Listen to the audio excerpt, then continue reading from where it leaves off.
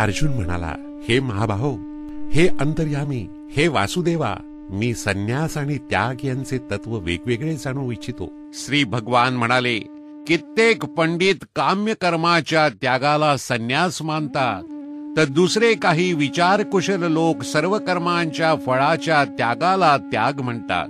कित्येक विद्वान असे म्हणतात की सर्व कर्मे दोषयुक्त आहेत म्हणून ती टाकणे योग्य होय, आणि दुसरे विद्वान असे म्हणतात की यज्ञ, दान आणि तपरूप कर्मे टाकणे योग्य नाही.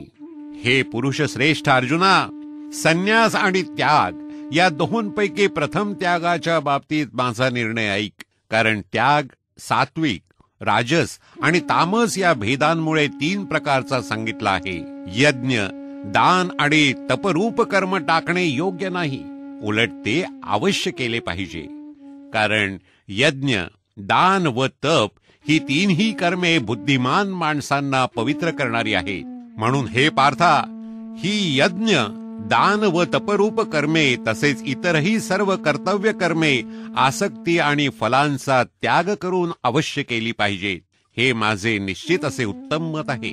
निषिद्ध आणि काम्य कर्माचा तर स्वरूपतः त्याग करणे योग्यच आहे, परंतु नियत कर्माचा स्वरूपतः त्याग योग्य नाही. म्हणून मोहाने त्याचा त्याग करणे याला तामस त्याग म्हणले आहे.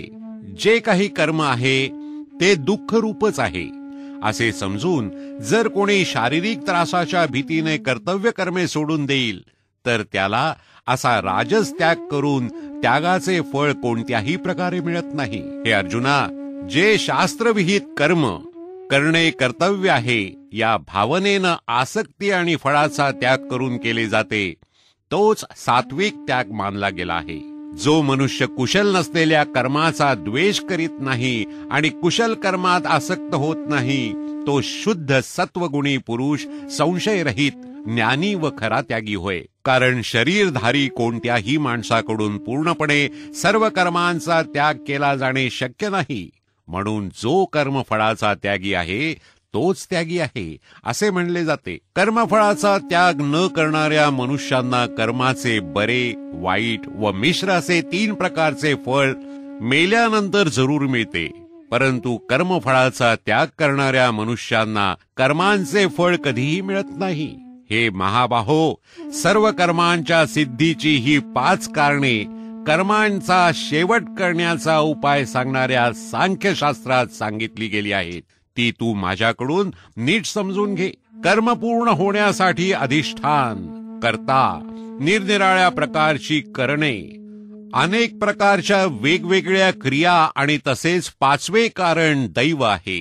मनुष्य मन, वाणी आणि शरीराने शास्त्राला अनुसरून किंवा त्याविरुद्ध जे कोणतेही कर्म करतो त्याची ही 5ही कारणे असतात. परंतु असे असूनही जो मनुष्य अशुद्ध बुद्धीमुळे कर्मे पूर्ण होण्यामध्ये केवळ आणि शुद्ध स्वरूप आत्म्याला करता समजतो, तो मलिन बुद्धीचा अज्ञानी खरे काय ते जाणत नाही. ज्या माणसाच्या अंतःकरणात मी करता आहे असा भाव नसतो, तसेच ज्याची बुद्धी सांसारिक पदार्थात आणि कर्मात लिप्त होत नाही, तो माणूस या सर्व लोकांना मारूनही वास्तविक तो मरत नाही आणि त्याला पापही लागत नाही. ज्ञाता, ज्ञान आणि ज्ञेय या 3 प्रकारच्या कर्माच्या प्रेरणा आहेत आणि कर्ता, करण तसेच क्रिया हे 3 प्रकारचे कर्मसंग्रह आहेत. गुणांची संख्या करणाऱ्या शास्त्रात ज्ञान, कर्म आणि कर्ता हे गुणांच्या भेदाने 3 प्रकारचे सांगितले आहेत. तेही तू माझ्याकडून नीट ऐक. ज्या ज्ञानामुळे माणूस निरनिराळ्या सर्व भूतांमध्ये एक अविनाशी परमात्म भाव विभागरहित समभावानं भरून राहिला आहे असे पाहतो, ते ज्ञान तू सात्विक आहे असे जाण. परंतु ज्या ज्ञानानं मनुष्य सर्व भूतांमध्ये भिन्न भिन्न प्रकारचे अनेक भाव वेगवेगळे जाणतो, ते ज्ञान तू राजस समज. परंतु जे ज्ञान एका कार्यरूपी शरीरातच पूर्णासारखे आसक्त असते, तसेच जे युक्तिशून्य, सात्विक अर्थानं रहित आणि तुच्छ असते, ते तामस म्हणले गेले आहे. जे कर्म शास्त्रविधीने नेमून दिलेले असून कर्तेपणाचा अभिमान न बाळगता फळाची इच्छा न करणाऱ्या माणसाने राग व द्वेष सोडून केलेले असते, ते सात्विक म्हणले जाते. परंतु जे कर्म अतिशय परिश्रमपूर्वक तसेच भोगांची इच्छा करणाऱ्या किंवा अहंकार बाळगणाऱ्या माणसाकडून केले जाते ते राजस म्हणले गेले आहे. जे कर्म परिणाम, हानी, हिंसा आणि सामर्थ्य याचा विचार न करता केवळ अज्ञानानं केले जाते ते तामस होते.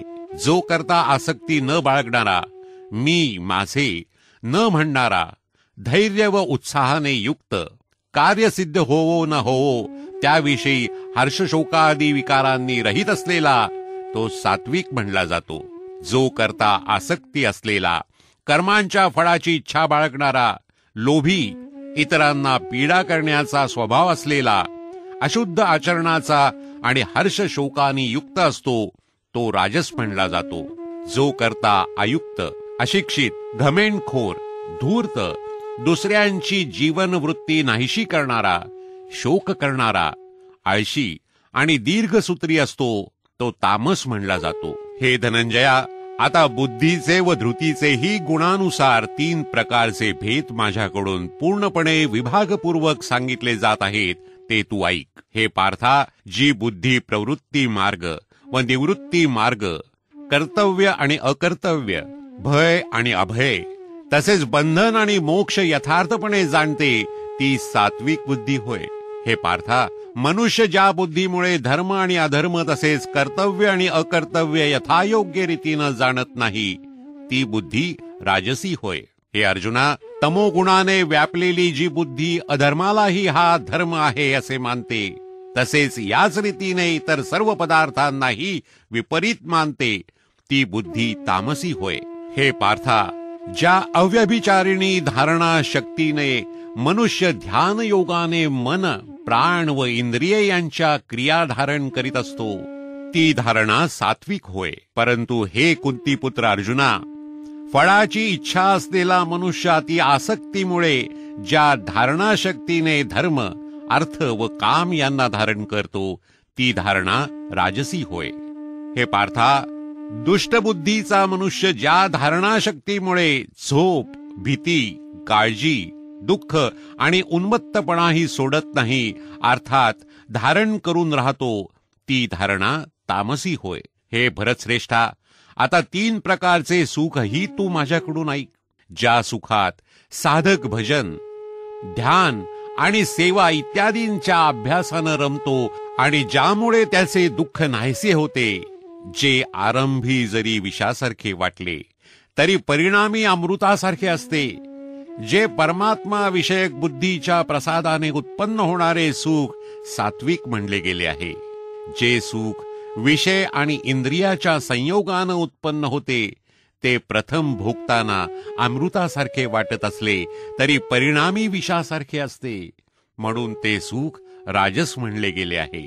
जे सुख भोगकाली आणि परिणामीही आत्म्याला मोह पाडणारे असते ते झोप, आळस आणि प्रमादापासून उत्पन्न झालेले सुख तामस म्हणले आहे.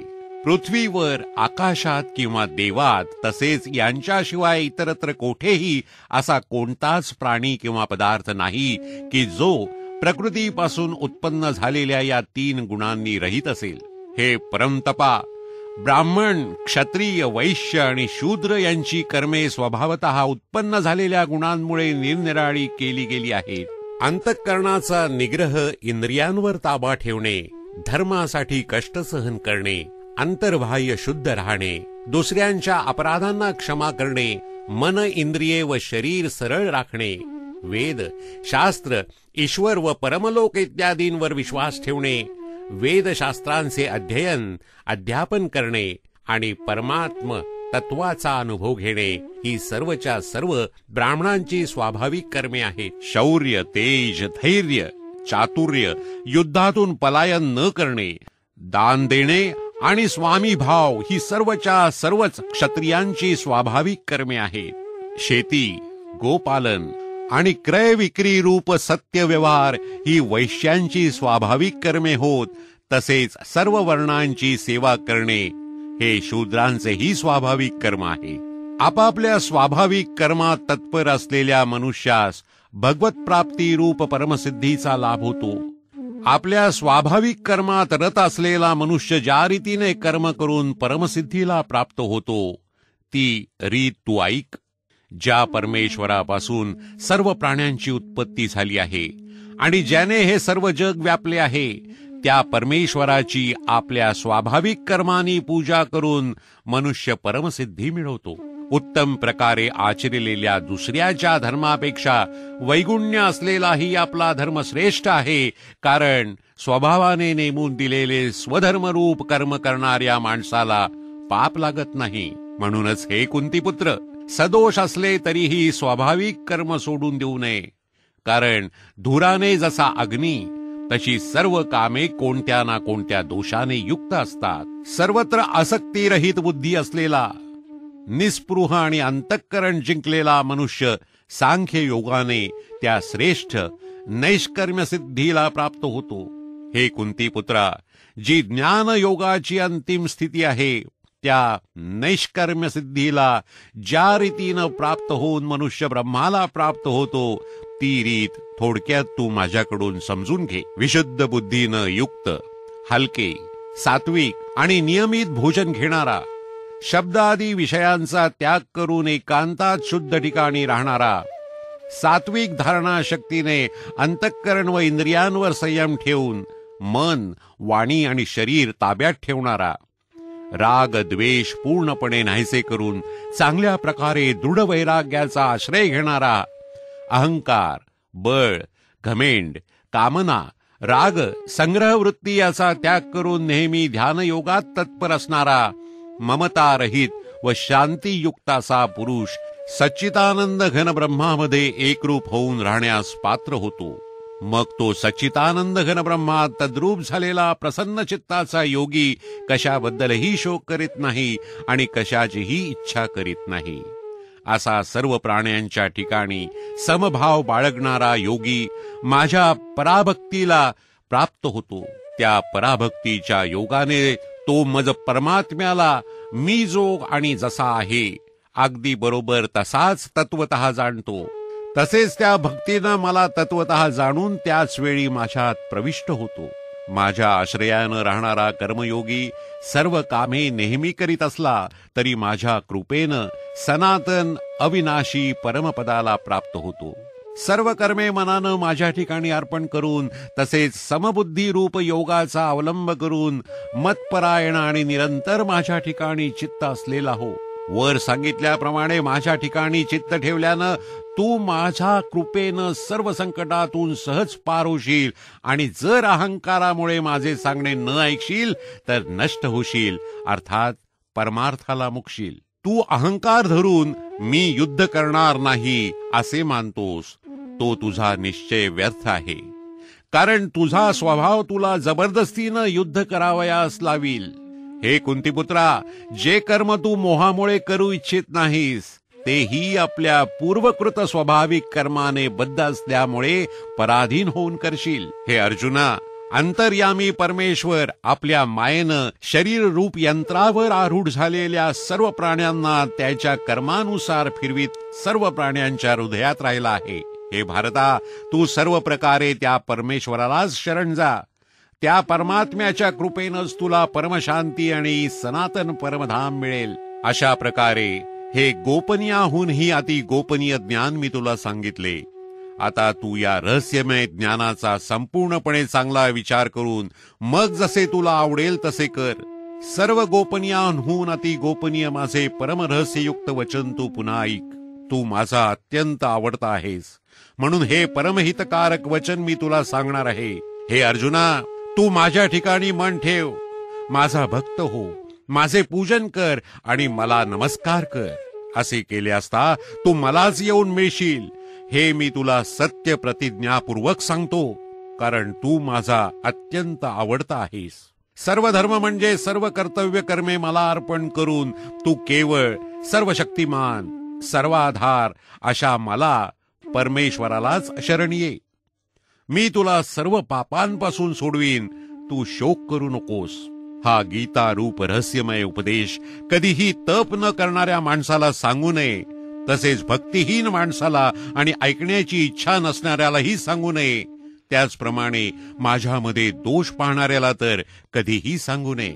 जो पुरुष माझ्या ठिकाणी परम प्रेम ठेवून हे परम रहस्ययुक्त गीताशास्त्र माझ्या भक्तांना सांगेल तो मलाच प्राप्त होईल, यात मुळीच शंका नाही. माझे अत्यंत प्रिय कार्य करणारा त्यांच्याहून अधिक मनुष्यात कोणीही नाही, तसेच पृथ्वीवर त्याच्याहून अधिक मला प्रिय दुसरा कोणी भविष्यकाळी होणारही नाही. जो पुरुष आम्हा दोघांच्या धर्ममय संवाद रूप या गीताशास्त्राचे अध्ययन करील त्याच्याकडूनही मी ज्ञानयज्ञाने पूजित होईन, असे माझे मत आहे. जो मनुष्य श्रद्धायुक्त होऊन दोषदृष्टी न ठेवता या गीताशास्त्राचे श्रवण करील तोही पापांपासून मुक्त होऊन पुण्यकर्मे करणाऱ्यांच्या श्रेष्ठ लोकांना प्राप्त होईल. हे पार्था, हे गीताशास्त्र तू एकाग्र चित्तानं ऐकलेस का? आणि हे धनंजया, तुझ्या अज्ञानातून उत्पन्न झालेला मोह नाहीसा झाला का? अर्जुन म्हणाला, हे अच्युता, आपल्या कृपेने माझा मोह नाहीसा झालाय आणि मला स्मृती प्राप्त झाली. आता मी संशयरहित होऊन राहिलो आहे, म्हणून मी आपल्या आज्ञेचे पालन करीन. संजय म्हणाला, अशा प्रकारे मी श्री वासुदेव आणि महात्मा अर्जुन यांचा हा अद्भुत रहस्यमय रोमांचकारक संवाद ऐकला.